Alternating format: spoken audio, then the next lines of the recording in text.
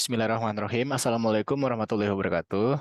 Kami dari kelompok satu akan mempresentasikan hasil diskusi kami mengenai biogeografi pulau. Sebelumnya, izinkan kami memperkenalkan diri kami masing-masing. Saya Nuril Tailna Ali dengan NIM 2151360. Saya Muhammad Atar Al-Ghifari Hanafi dengan NIM 2151364. Saya Sabita dari Pramudisa dengan NIM 2151365. Saya rekan Fauzi Dayat dengan NIM 2151380. Langsung saja kita mulai pembahasannya.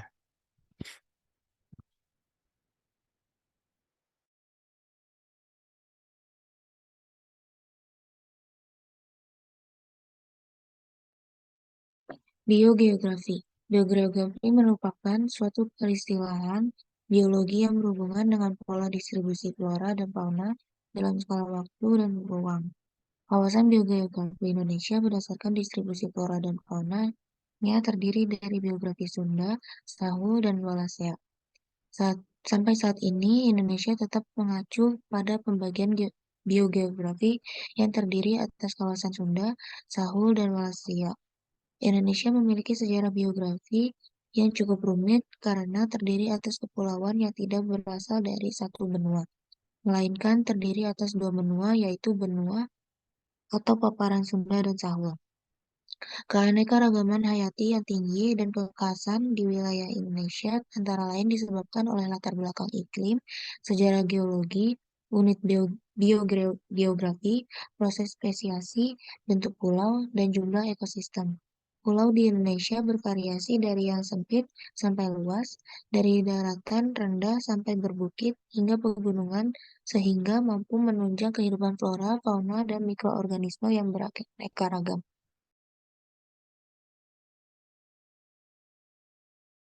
Selanjutnya, peranan garis.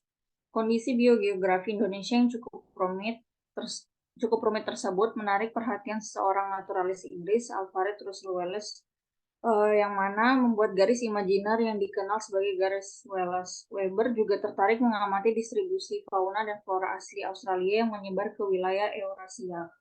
Dari hasil pengamatannya tersebut, Weber membuat garis imajiner yang disebut garis Weber. Menurut para ahli biogeografi saat ini, daerah di antara garis Wallace dan garis Weber adalah zona transisi yang disebut sebagai wilayah Wallacea. Wilayah Wallacea merupakan daerah yang sangat menarik disebabkan jenis flora dan fauna yang khas dan memiliki endemitas yang tinggi.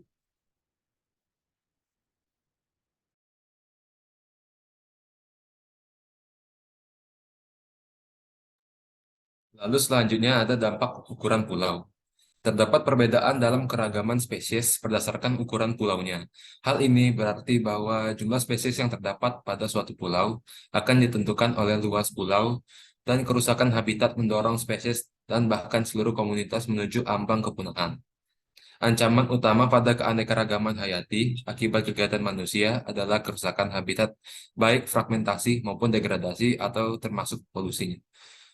Perubahan iklim global, pemanfaatan spesies yang berlebihan dan kepentingan manusia, invasi spesies-spesies asing, meningkatnya penyebaran penyakit, dan sinergi dari faktor-faktor tersebut.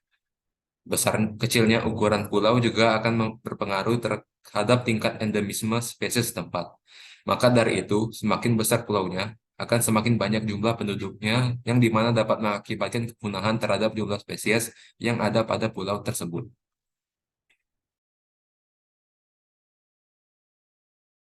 Selanjutnya, kekayaan dan keanekaragaman hayati pulau-pulau benua diperoleh pada saat pulau-pulau tersebut berhubungan dengan benua dan tambahan dari hasil migrasi tumbuhan dan satwa. Namun, pulau-pulau lautan hanya dapat memperoleh keanekaragaman hayati dari migrasi satwa dan tumbuhan yang berasal dari tempat-tempat yang lain. Pada situasi tertentu, hewan-hewan yang berukuran kecil setelah sampai di pulau biasanya ukuran tubuhnya akan membesar. Sebaliknya, hewan-hewan yang berukuran besar setelah sampai di pulau biasanya ukuran tubuhnya menjadi kecil. Namun begitu pola ini tidak selalu demikian karena ada faktor ekologis lainnya yang turut berpengaruh.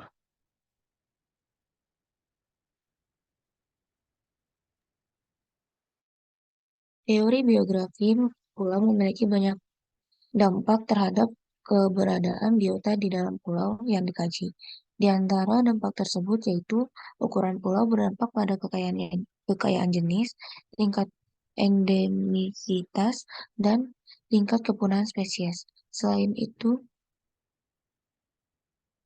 itu, salah satu kaidah biografi kepulauan yang berlaku di Indonesia adalah perubahan ukuran 26 tubuh pada spesies tertentu dipengaruhi oleh besar kecilnya ukuran pulau tempat spesies tersebut hidup. Cukup sekian presentasi dari kelompok kami. Sebelumnya mohon maaf apabila ada kesalahan dalam penyampaian. Terima kasih. Wabillahi taufiq wal hidayah. Wassalamualaikum warahmatullahi wabarakatuh.